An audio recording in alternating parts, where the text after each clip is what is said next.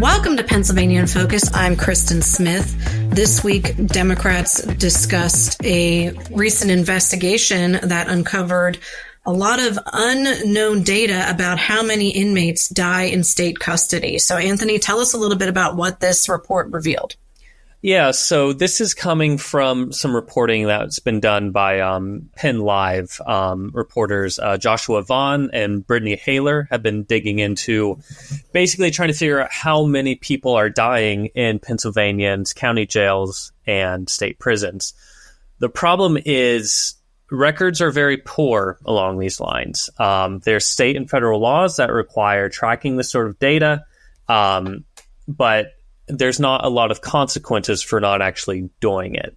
So half of it is a reporting problem, half of it is a lack of consequences for not reporting, it seems. So what they've discovered is that deaths in custody have been rising in Pennsylvania. We had 171 in 2019, and that went up to 239 in 2020 in state prisons. In county jails, we are looking at 56 prisoners dying in 2020, and then at least 65 in 2022. But of those 65, only 40 were properly reported to the federal government. And, county jails are a bit trickier to track because, we have, I believe, 64 across 67 counties in Pennsylvania. So there's not one centralizing place to really check up on this. As Vaughn put it, our data is spotty at best on who is dying in our jails and prisons, how they are dying, and even the most basic statistic, the number of people who die there. People are dying nearly every single day in our jails and prisons as a result of our policies and in our names. So this is a thorny issue because sometimes this is driven by, it's looking like county jails, about 40% of those deaths were due to suicide. Another 1/3 of deaths were natural, but many of those deaths, Vaughn said, were tied to a lack of medical care. And again, as he says, we count what we care about. There's a lot of unknown unknowns. We don't know what we're missing here. And so, this is an issue basically in every state, but it seems like it's a bigger issue in Pennsylvania. And it's probably going to become a bigger issue here, especially because we have an aging population.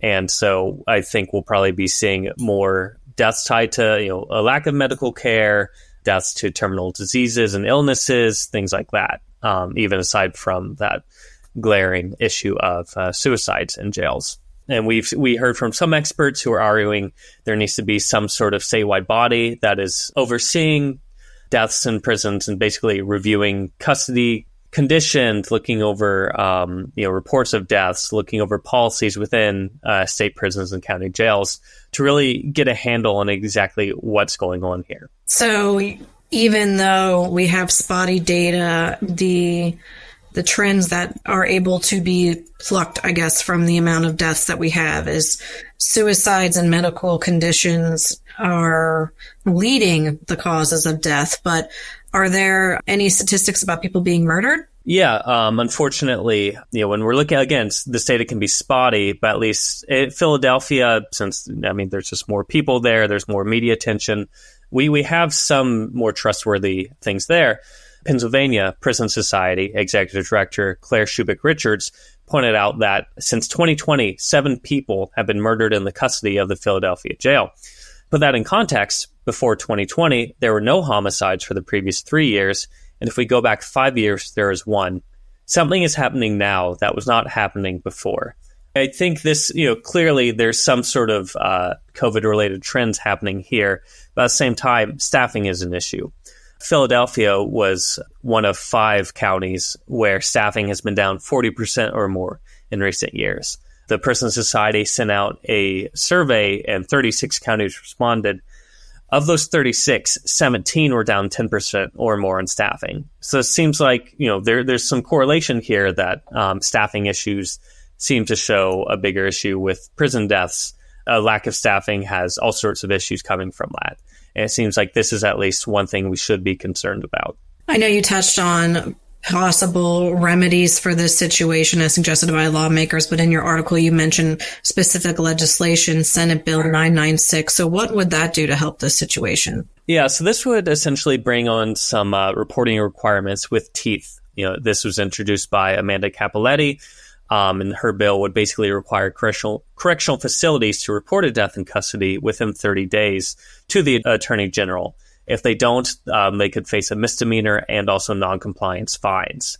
So it seems like until we really get more focus on this and until we get more actual punishment to not really reporting this or handling this well, we're basically left in an information fog. Anthony, thanks for joining us today. Listeners can keep up with this story and more at thecentersquare.com. Knowledge is power, and you deserve to know what happens in your state government. That's why the Center Square's reporting zeroes in on state authorities publishing stories that show where your money goes and who spends it. The Center Square gives power to the taxpayer by tracking politicians' use of the people's money and demanding transparency from state-run agencies. This is how the Center Square equips you, the American taxpayer, to hold your state government accountable. Sign up now for your state's Center Square newsletter at thecentersquare.com.